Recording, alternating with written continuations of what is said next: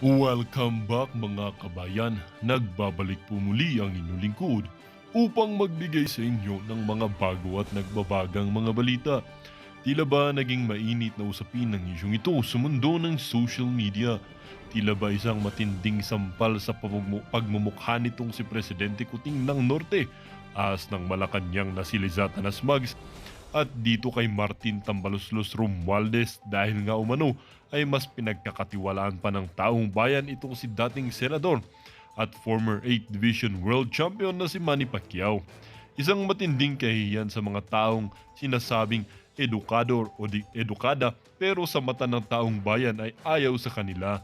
Ang taong minaliit dahil wala daw alam ay at sinasabing walang napag-aralan pero mas gusto ng taong bayan dahil alam nilang itong si former Senator Manny Pacquiao or Manny Pacman ay sobrang makabayan at makatao. Hindi pinapabayaan ang mahihirap, lalong-lalo na ang tayong mga taong bayan. At handang-handang tumulong, mapapinansyal man or kahit hindi financial. Hindi nga rin maiwasan ng ating mga netizen na magbigay ng kanilang mga hinaing. Sabi nga nila, mga Pilipino, maging matalino naman kay tayo.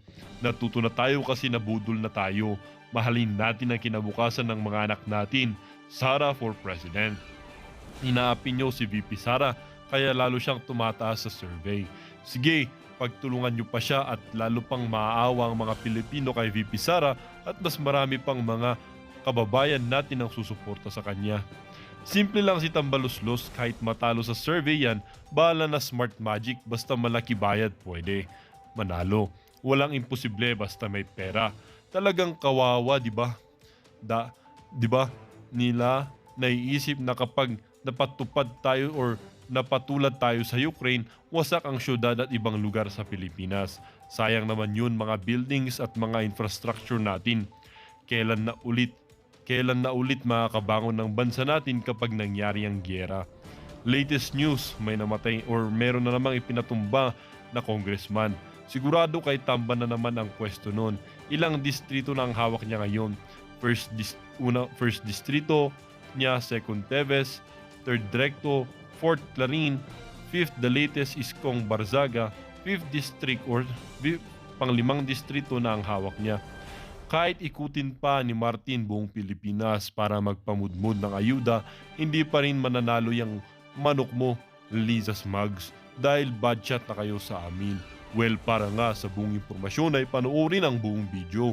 At kung bago ka pa lamang sa aking channel, huwag kakalimutang mag-subscribe, pindutin ang notification bell at piliin ang all upang laging maging updated sa mga bago at nagbabagang mga balita. At sa mga solid viewers naman natin dyan, maraming salamat naman po sa patuloy na pagtangkilik sa ating channel. Tuloy-tuloy lang po ang laban para sa katotohanan at para na rin sa kinabukasan ng ating pinakamamahal na bansang Pilipinas. Sali na ho kayo sa ating membership at meron na ho kayong customized shoutout galing sa PH Update. Ayun na nga no, pero isang like at isang subscribe lang ho, masaya na ho tayo dyan mga kababayan. Ayun na